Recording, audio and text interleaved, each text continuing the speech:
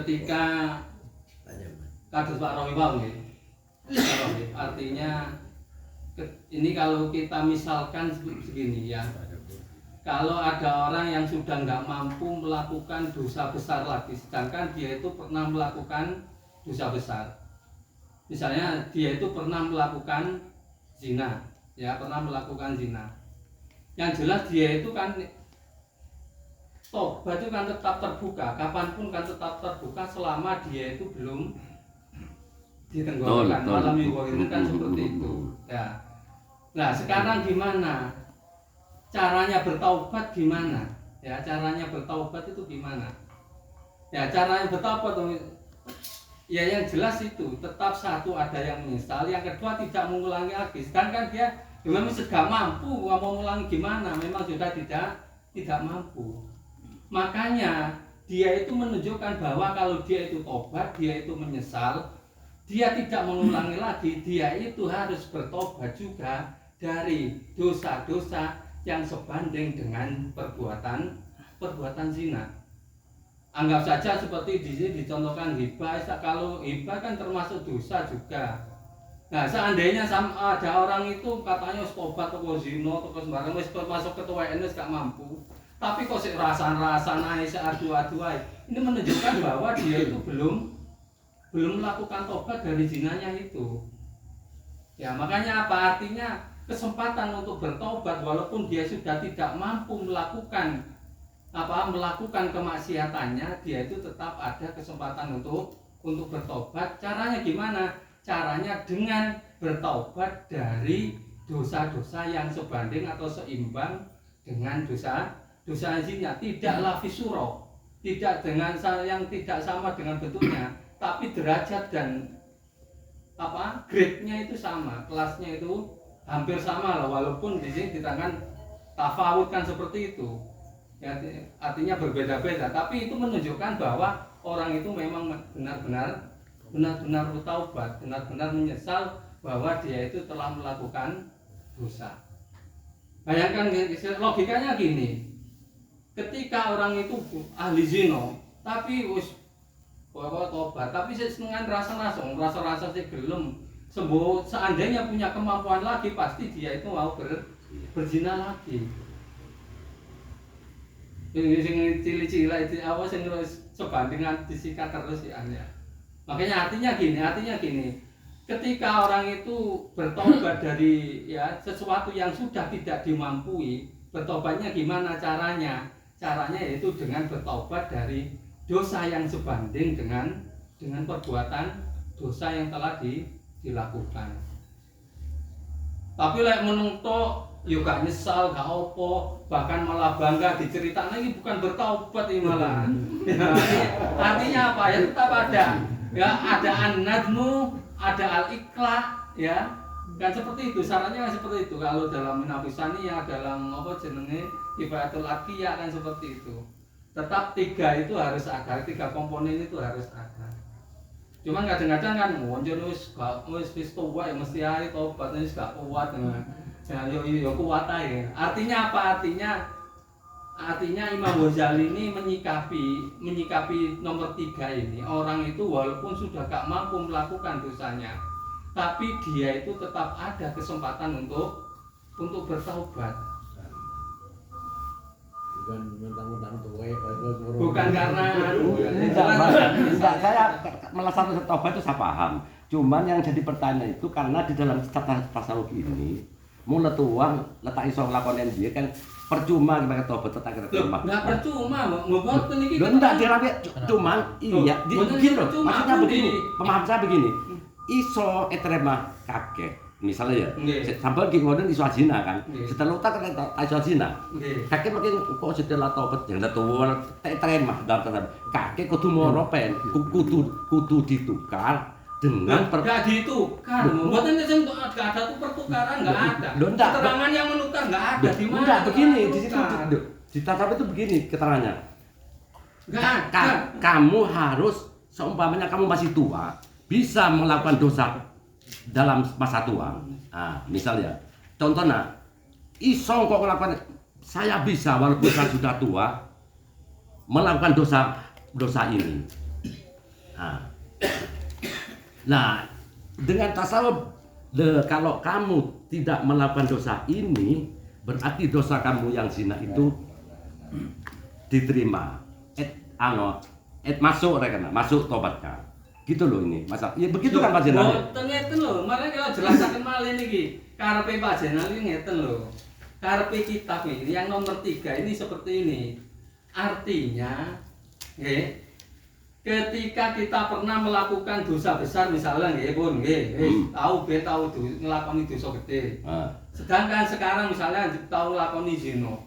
Saiki wis tuwek ya wis gak mampu untuk melakukan itu sudah gak mampu. Nah sebetulnya orang itu kan tetap punya kesempatan untuk bertaubat. Makanya di sini dikatakan, ida aroda ayatu bandalik tungkinu. Ketika orang itu mau untuk melakukan bertobat, gimana caranya kan seperti itu? Caranya ya apa? Caranya taubat teko dosa sing sebanding dengan itu, yang setingkatan dengan. Walaupun nanti tetap grade-nya itu beda-beda kelasnya. Aman. Saya lupa. Maksud ini kan itu tadi keterangan baik Pak.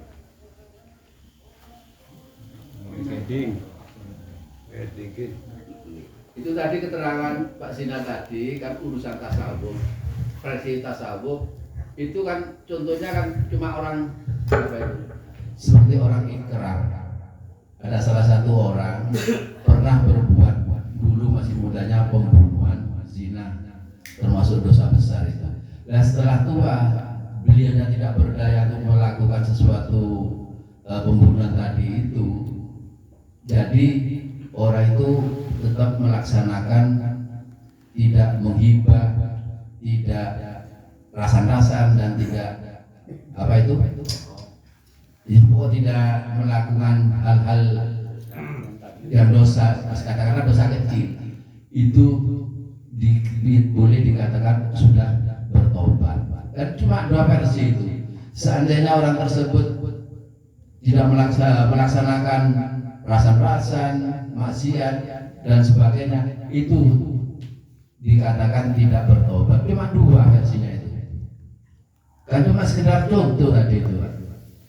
Kalau menurut keterangan Pak Zinal itu kan orang pelakunya itu pernah berbuat dosa besar, cuma setelah tua tetap melaksanakan dosa-dosa maksiat, itu tidak bisa dikatakan bukan orang bertobat. Tapi orang tersebut kalau sudah melaksanakan perbuatan, tidak melaksanakan perbuatan maksiat, itu bisa dikatakan sudah bertobat. Demikian. Ini tambahan Pak. Pada benar Pak. Jadi saya tangkap dari Pak Sinan itu, termasuk syarat-syarat tobat yang 4 itu kan udah disebutkan. Artinya bagi pelaku dosa seperti zina atau apa tadi, begal, itu ketika dia udah tua itu masih ada kesempatan bertaubat. Paham ya? Itu ketika udah tua, orang yang haram, pikun atau pokoknya setruk misalnya, tapi akalnya masih ada, itu ada kesempatan bertaubat dengan memenuhi syarat-syarat yang telah disebutkan, yaitu menyesali, tidak mengulangi lagi, terus segera bertaubat. Dan yang keempat karena lillahi ta'ala, dengan alasan ketika waktu tua itu tidak melakukan dosa-dosa yang dia mampu. Iya. Bukan ditukar, tidak melakukan dosa-dosa yang dia mampu. Iya, paham. Bukan dua. Enggak, tadi contohnya cuma dua. Hanya tuh bisa. Enggak, misalkan dia udah tua itu bisa gibah, bisa kadhib, bisa namimah, bisa qadhaf, itu enggak melakukan. Maka dosanya itu diterima sah gitu. Kalau cuma dua atau bisa melakukan yang lain enggak bisa. Oh iya. Artinya orang yang pikun atau orang yang setruk misalkan, tapi akalnya masih ada, itu bisa Gini Pak Ustaz. coba. Seumpamanya dia masih muda, ya, dia mampu melakukan 10 jenis dosa, ya kan? Terus setelah tua, dia bisa melaksanakan, seandainya saya bisa melakukan dosa waktu tua itu, tidak dia lakukan cuma bisa 2, gitu. Apa bisa yang dia itu tidak mengerjakan dosa 2 ini? Apa bisa menghapus yang dosa 10 waktu muda itu? Pertanyaannya. Itu pertanyaan kurang pas itu. Misalkan begini, masa mudanya bukan 10, misalkan pokoknya dosa selain kufur, selain syirik dan selain bid'ah tadi ya. Itu masih ada taubatnya. Ketika dia masih mudanya melakukan dosa-dosa, misalkan zina atau kotorik, ketika tua dia haram, pikun atau seterusnya, tapi masih sadar akalnya, itu ada kesempatan bertobat dengan memenuhi syarat-syarat yang 4 itu. Paham ya? Menyesali, tidak mengulangi, terus niat bertobat dan lillahi ta'ala. Dengan catatan, ketika masa tua itu tidak melakukan dosa yang dia mampu, bukan cuma 2. Pokoknya yang dia mampu melakukan dosa waktu pikun, waktu itu dia itu tidak melakukan, maka tobatnya sah. Iya, berarti kan nggak harus jumlah tusuk ngode 10 kau ditebus masa tuanya harus tidak melakukan, seandainya mampu 10 itu tidak dilakukan. Jadi jawaban itu semua begitu Pak Cas. Cuma sampean harus mengambil kesimpulan. Iya. Berarti yang semua itu udah terhapus dengan alasan tidak melakukan dosa yang dia mampu ketika pikun itu. Iya. Titik udah, nggak usah 10 atau 2. Iya, berarti kan bisa mewakili walaupun dia andi dosa botong ngode 10 terus sedang tua mampu tidak melakukan dosa. Rasanya jangan mewakili ngoten Pak Cas. Kan golek kowennya itu lho jenengane. Heran aku. Boleh wakil-wakil karena Pak, dalam kata dalam tasawuf bahasa mewakili enggak begini.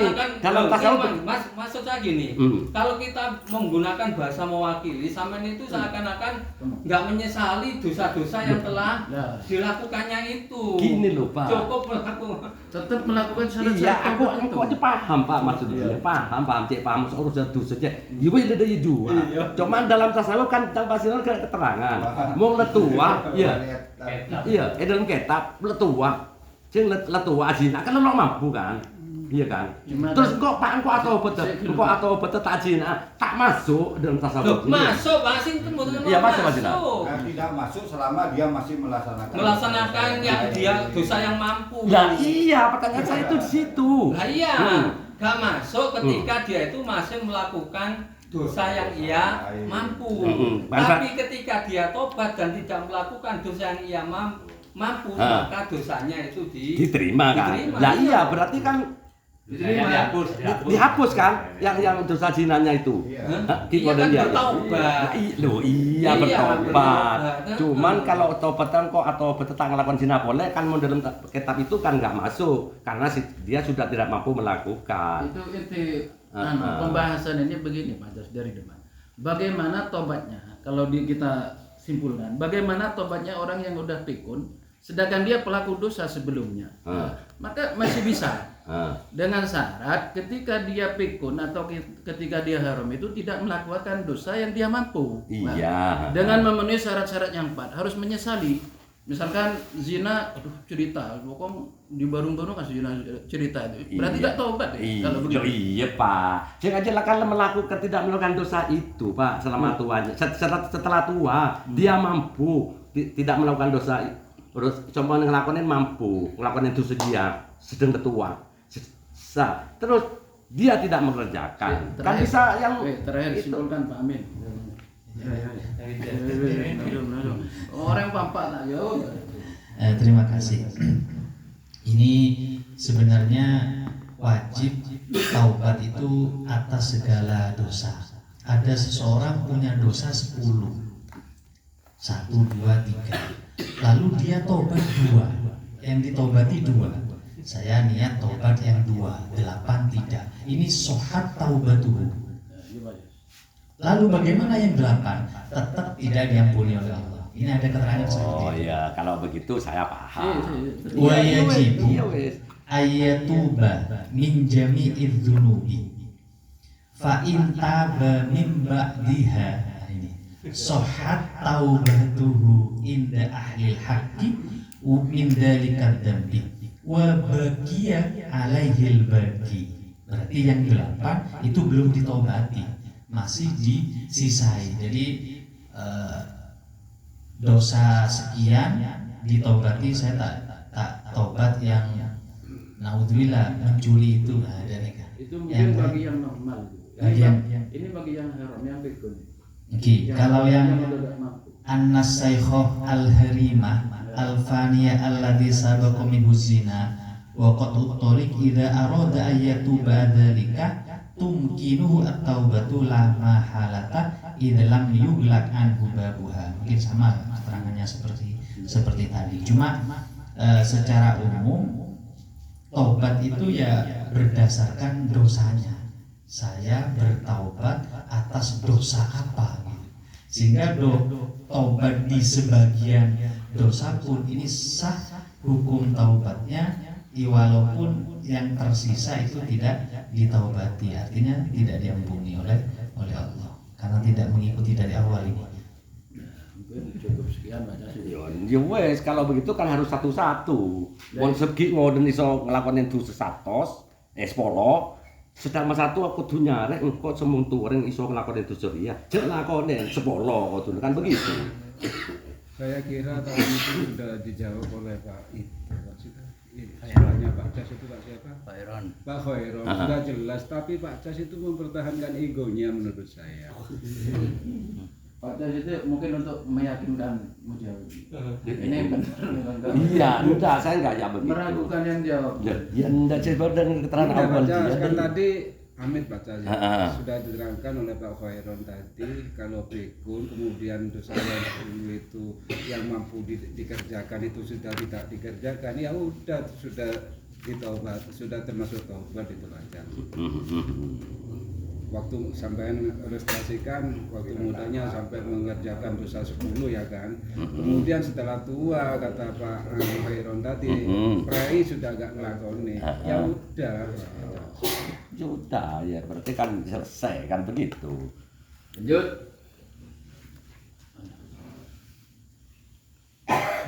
Pertanyaan lain. Coba. Apakah tobat itu harus nunggu berbuat dosa dulu?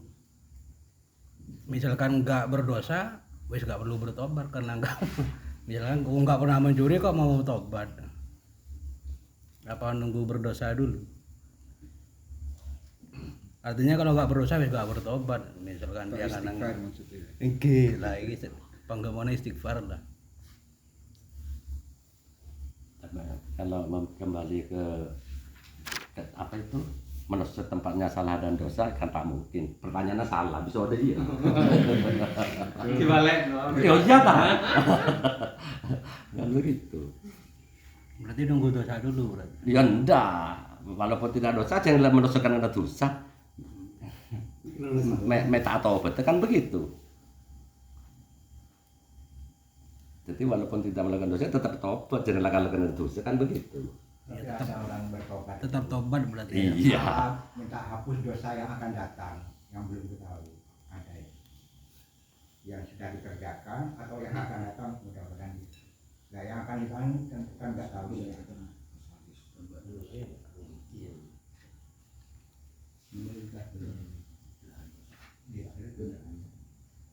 Ada mana nih? Ya kan definisi taubat itu kan ar-ruju' minal bu'di anillah ilal qurbi ilaihi subhanahu wa ta'ala. Berarti kembali dari jauh kepada Allah, kembali mendekat kepada Allah.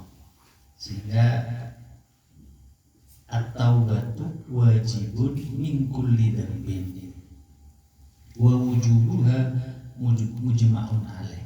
La farqo baina shaghair wal kabairi adh-dhahirah wal batinah.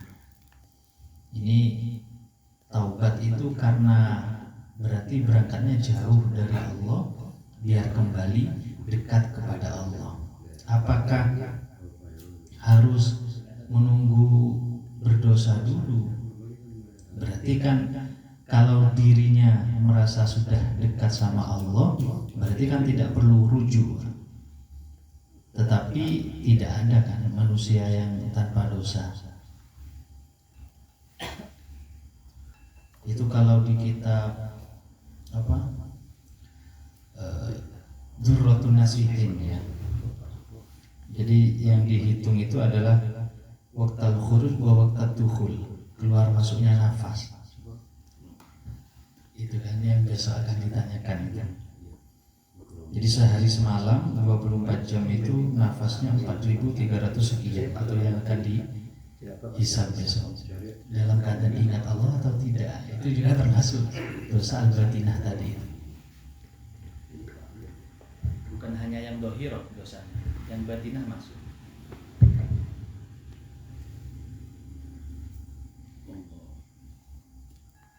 Ya ini dia baca enggak masuk. Dia boleh sampai lah. Iya, kudu satu saya gitu.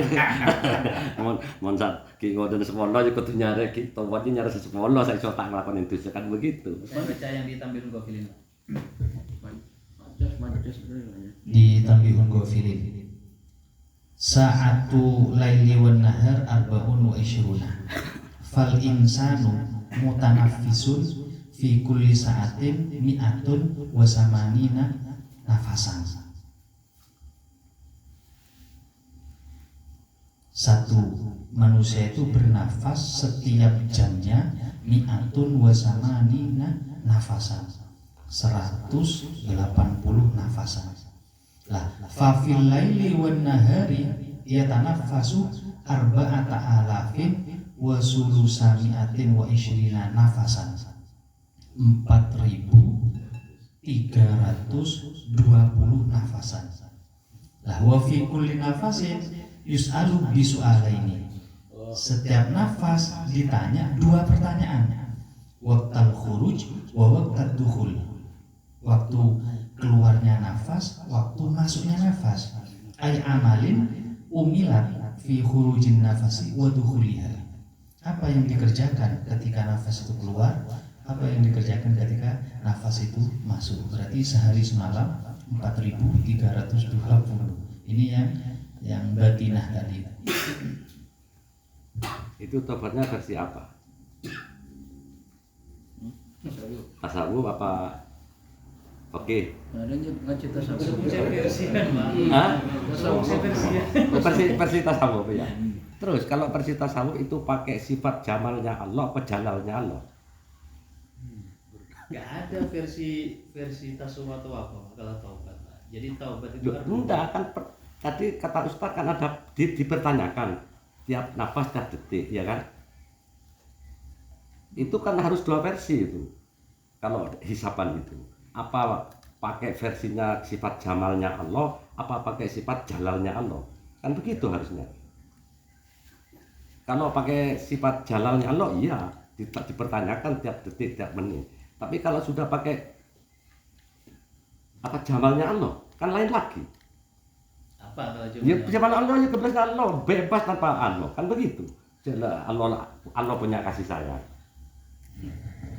harus seimbang gitu Pak. Dua-duanya itu harus seimbang. Loh enggak, ini harus versi pakai sifat jamalnya Allah. Yang ini, yang jalalnya Allah kalau begitu itu pakai sifat jalalnya Allah. Kebesaran Allah. Nopo bedane nopo jamal kali jalal. Kalau Jalal itu apa hak mutlaknya Allah itu pada kena itu dipertanyakan detail. Tapi kalau Allah sudah memakai sifat jamalnya kasih sayang, ya mungkin tak usah nyatanya wis begitu. Masalah Allah itu pakai jamal Allah atau jalal Allah itu punya sifat jaiz Pak. Jadi bukan urusan kita itu. Oh iya. Misalkan orang ahli ibadah dimasukkan neraka, itu enggak apa-apa. Oh iya, lah makanya kan enggak apa-apa. Kan pakai pakai kekuasaan Allah mutlak terus pakai jamal. Jamal itu kan belas kasih. Mau bicara belas kasih itu kalau takut repotnya lebih bebas kakek. Kan bisa begitu. Kayak mau pakai jalal, tanya lagi aku. Berempat apa seperti itu. detik, berapa menit, laku apa. Oh itu detil itu. Lah karena mele sampai meleji, apa meleji kan begitu. Tinggal pilih. Itu bukan pilih-pilihan, Pak. Itu seimbang. Jadi artinya kita takutnya kepada Allah itu 50, Allah itu Maha Pengampun juga 50 gitu, Pak. Artinya kita kalau terlalu takut kepada Allah sehingga lupa Allah itu Maha Pengampun juga keliru kita. Bila kita mengandalkan Allah kan Maha Pengampun. Jadi saya melakukan dosa apapun, Allah akan itu menghilangkan sifat jalannya Allah. Itu juga gak boleh. Jadi harus betul-betul. Harus seimbang ya, Pak. Oh iya kalau iya. Iya, gak boleh itu. Jomplang gak boleh. Oh, iya. Nanti bahaya itu, Pak. Itu harus sama itu. Jumpalet. Jumpalet begitu. Itu dalam Kalau saya sendiri tobat itu ya harus menunggu kita berbuat dosa. Sebab yang namanya manusia kan gak maksum. Kalau Nabi saja yang maksum saja itu masih melakukan tobat, apalagi kita yang gak maksum. Ya. Ini mungkin banyak sekali tanpa sadar melakukan dosa kecil lagi mah. Makanya Pasti. makanya tobat itu gak usah yakin melakukan dosa dhisik, pokoknya yang penting ya artinya kita tetap boleh melakukan tobat ya sebelum kita melakukan dosa. Nggak usah menunggu melakukan dosa karena kita ini nggak maksum.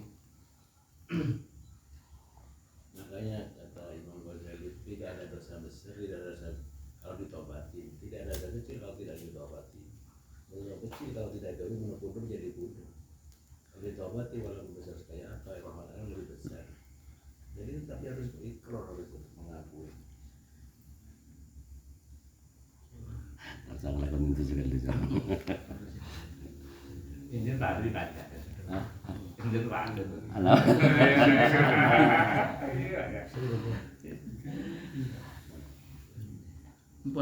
Empon udah selesai ya, selesai ya. Monggo dilanjut, masih ada monggo, masih ada waktu kalau nggak ada dilanjut.